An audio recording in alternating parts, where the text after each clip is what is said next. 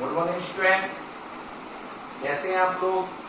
हम पढ़ रहे थे संविधान के बारे में। संविधान का टॉपिक जो एक बहुत ही इंटरेस्टिंग टॉपिक है, जो हम कई दिनों से कई वीडियोस के माध्यम से पढ़ चुके हैं। उसके बारे में काफी कुछ जान चुके हैं, समझ चुके हैं, और कुछ जो कंफ्यूजन थे वो आपको क्लियर भी कर दिए गए। कुछ क्वेश्चन आपके द्वारा दिए गए थे, उन क्वेश्चनों का जो डाउट था आपका वो मैं समझता हूँ कि वो कंप्लीट भी हो गया। जैसे किसी स्टूडेंट ने बोला था आहूत का अर्थ क्या होता है, तो आहूत का मतलब होता है बुलाना या आमंत्रित करना, यह आहूत होता है। एक सबसे बड़ा क्वेश्चन था कि लॉर्ड माउंटबेटन जो भारत का अंतिम वायसराय था, लेकिन मैंने आपको जो नोट करवाया था वो था कि सबसे जो संविधान सभा जो बुलाई गई थी वो संविधान सभा को आहूत करने वाला लॉर्ड वेवल था। तो देखिए, लॉर्ड वेवल आहूत करने वाला था, यानी कि संविधान सभा जो बुलाई गई थी, आमंत्रित की गई थी, वो लॉर्ड वेवल के द्वारा बुलाई गई थी, जबकि अंतिम वायसराय था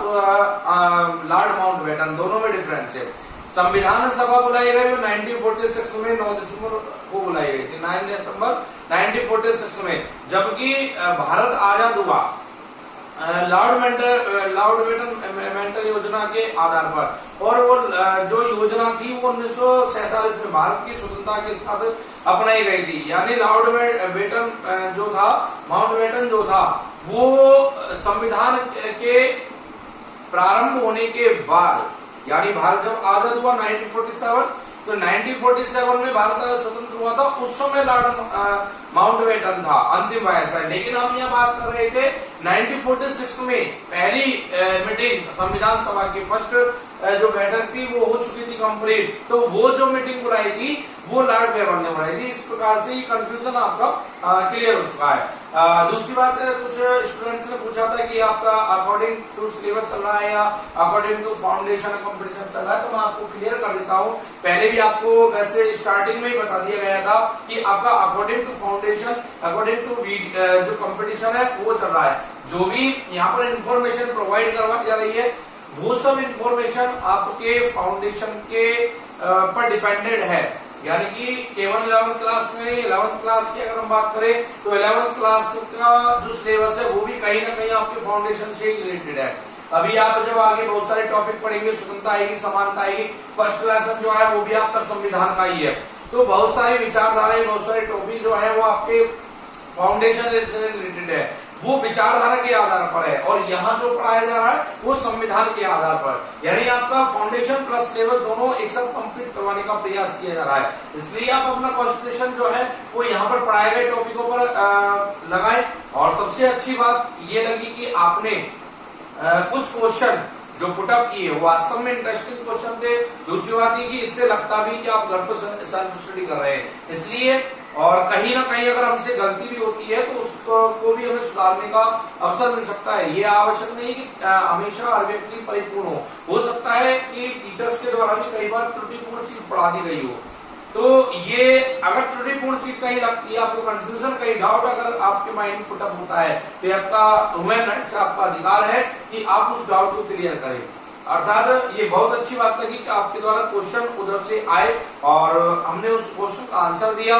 तो इससे लगता है कि रियल में आप क्लास जो है वो एक सीरियसली आप क्लास स्टडी कर रहे हैं। आपका रेस्पॉन्स जो आ रहा है बहुत अच्छा आ रहा है, और मैं आगे भी चाहूंगा इसी प्रकार से आपका रेस्पॉन्स विद्यालय के लिए, टीचर्स के लिए, और जो आप सब्जेक्ट पढ़ रहे हैं सब्जेक्ट टीचर से, उसके लिए आपका रेस्पॉन्स बना रहे। उस रेस्पॉन्स के लिए मैं आपको तहे दिल से धन्यवाद देना चाहूंगा और आपका वेलकम है वापस से पॉलिटिकल साइंस क्लास में। और वापस जो हम पॉलिटिकल साइंस में संविधान संबंधी जो टॉपिक पढ़ रहे थे, उस संविधान से संबंधित टॉपिक को आगे बढ़ाने का प्रयास करेंगे।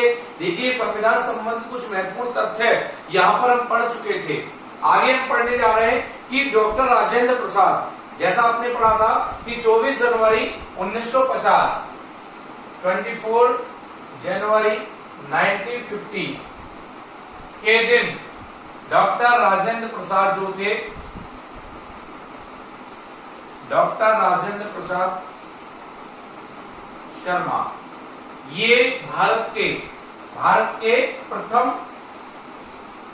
राष्ट्रपति मनोनीत किए गए। ठीक है, ये आपको बताया गया था। तो 24 जनवरी 1950 को डॉक्टर राजेंद्र प्रसाद शर्मा को प्रथम राष्ट्रपति के रूप में मनोनीत किया गया। अब सबसे बड़ी बात आती है कि इसका प्रस्ताव किसने रखा था, इसका अनुमोदन किसने किया था। तो देखिए हम यहाँ पर बात कर रहे हैं कि डॉक्टर राजेंद्र प्रसाद के नाम का प्रस्ताव, यानी प्रस्ताव जो रखा था वो आपके रखा था पंडित जवाहरलाल नेहरू ने। पंडित जवाहरलाल नेहरू के द्वारा ये प्रस्ताव रखा गया था और अनुमोदक जो किया गया था, तो अनुमोदक की अगर हम बात करें तो अनुमोदक किया गया था सरदार पटेल के द्वारा। ठीक है, तो पंडित जवाहरलाल नेहरू के द्वारा प्रस्ताव रखा गया और अनुमोदक जो था इसका वो सरदार वल्लभ भाई पटेल थे। और इनके द्वारा संविधान के पूर्ण होने की स्थिति में भारत के प्रथम राष्ट्रपति के रूप में डॉक्टर राजेंद्र प्रसाद को मनोनीत करने का प्रस्ताव रखा और उनका अनुमोदन किया गया। इसके बाद हम बात करते हैं कि यहाँ पर संविधान सभा की जो निर्वाचन की जो प्रक्रिया थी, निर्वाचन जो अधिकारी थे वो थे श्री अय्यंगार। निर्वाचन अधिकारी की अगर हम बात करें तो निर्वाचन अधिकारी थे श्री अय्यंगार। ठीक है, जैसा आपको बताया गया था कि जो संविधान सभा थी वो पहले संविधान सभा के रूप में कार्य कर रही थी, लेकिन जैसे ही संविधान बनकर तैयार हो गया, कंप्लीट हो गया, संविधान लागू करने की बात आई, तो उस लागू होने के बाद संविधान सभा को ऐसे की ऐसे इस रूप में परिवर्तित कर दिया गया, उसको परिवर्तित कर दिया गया अंतरिम सरकार के रूप में, जैसा आपको बताया गया था। और भारत के प्रथम आम चुनाव नहीं होने तक उस अंतरिम सरकार के द्वारा ही क्या किया गया, शासन चलाया गया। और उस अंतरिम सरकार के प्रधानमंत्री भी कौन थे, भारत के जो प्रथम प्रधानमंत्री थे पंडित जवाहरलाल नेहरू, वही अंतरिम सरकार के भी प्रधानमंत्री थे। इसके बाद अगर हम बात करते हैं तो देखिए 26 जनवरी 1950 भारतीय संविधान लागू हुआ। भारतीय संविधान लागू हुआ और भारतीय संविधान लागू हुआ 26 जनवरी 1950 को। और देखिए केवल इस दिन भारतीय संविधान लागू नहीं हुआ, इस दिन भारतीय संविधान लागू होने के साथ साथ भारत एक गणतंत्र राष्ट्र बन गया। भारत एक गणतंत्र राष्ट्र बन गया, अर्थात अगर हम बात करें भारतीय संविधान के लागू होने के साथ साथ भारत एक गणतंत्र राष्ट्र भी बन गया। अब आगे आता है कि 26 जनवरी 1950 में जो संविधान लागू किया गया तो 26 जनवरी को ही क्यों किया गया, तो मैं आपको पहले भी शायद एक बार बता चुका हूँ, लेकिन फिर भी एक बार मैं आपको क्लियर कर देता हूं कि उस 26 जनवरी को एक स्मृति के रूप में, एक ऐतिहासिक दिवस के रूप में सेलिब्रेट करने के लिए, मनाने के लिए भारतीय संविधान को 26 जनवरी को ही लागू किया गया, क्योंकि 26 जनवरी 1930 के दिन ही 26 जनवरी 1930 के दिन ही रावी नदी के तट पर 26 जनवरी 1930 को ही रावी नदी के तट पर पहली बार पूर्ण रूप से स्वराज दिवस के रूप में मनाया गया था। पूर्ण रूप से स्वराज दिवस के रूप में मनाया गया था। तो इस कारण से भारतीय संविधान की जो तिथि रखी गई वो 26 जनवरी 1950 को रखी गई और 26 जनवरी को लागू किया गया। अब देखिए भारतीय संविधान के मूल ढांचे में क्या है, भारत के मूल संविधान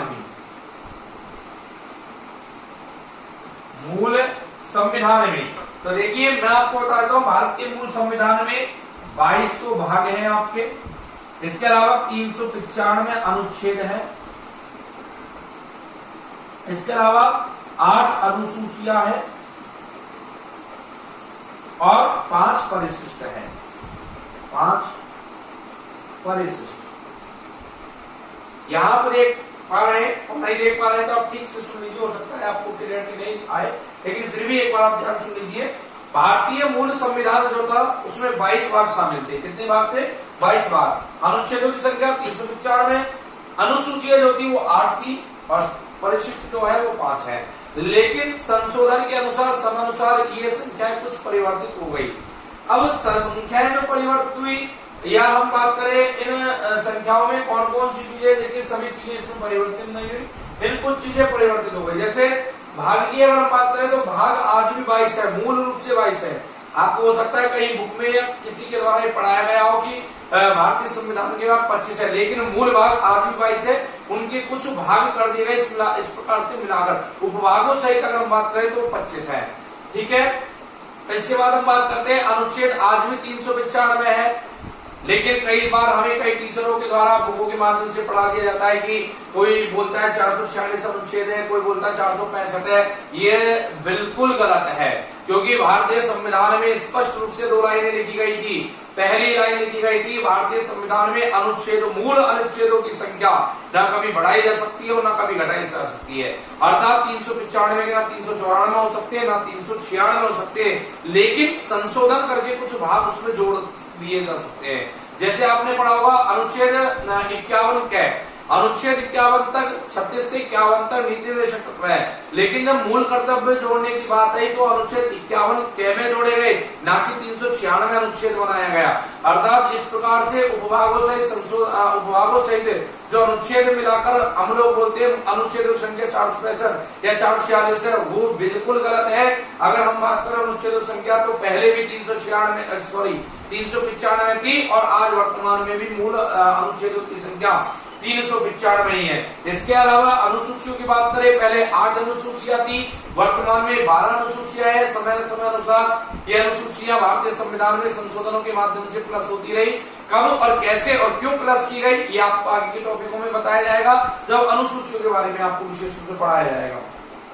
परिशिष्ट की बात करें, परिशिष्ट पहले भी 5 थे और आज भी 5 है। तो इस प्रकार से भारतीय संविधान की अगर हम बात करें तो भारतीय संविधान जो है वो विश्व के संविधानों में एक बहुत बड़ा स्थान रखता है, बहुत ज्यादा इंपोर्टेंस विश्व के संविधानों में भारतीय संविधान की है। सबसे बड़ी बात ये कि विश्व के संविधानों में सबसे बड़ा संविधान भारतीय संविधान ही है। और दूसरी बात ये कि आज लगभग 70 वर्ष बीत चुके हैं, लेकिन इसके बावजूद भी भारतीय संविधान यथावत बना हुआ है। केवल समय पड़ने पर सरकारों ने कुछ संशोधन किए और संशोधनों के माध्यम से ये इनमें कुछ धाराएं, कुछ भाग हैं वो बढ़ चुके हैं, लेकिन मूल ढांचा जो है वो आज भी वही है।